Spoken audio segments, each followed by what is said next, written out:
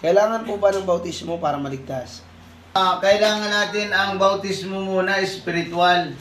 Yung tinatawag na born again Christian. Kailangan mo munang magsisi ka sa kasalanan mo. Kailangan mong tumalikod sa kasalanan kung gusto mong maligtas.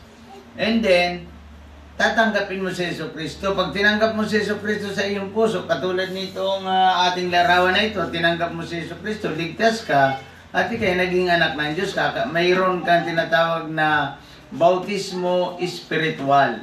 Kasi kapag tinanggap mo si Jesucristo bilang Panginoon mo at tagapagligtas, mayroon kang bautismo espiritual na papasok ka sa langit.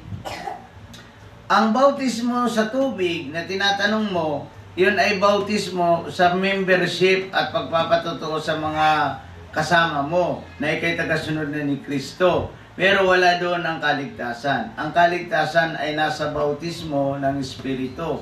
Magsisi ka, tumalikod sa kasalanan, iyon ang requirement, 4 na P. At pagtanggap kay Kristo bilang Panginoon mo at tagapagligtas. And then, pang-4 na P, may susulat ang iyong pangalan sa aklat ng buhay.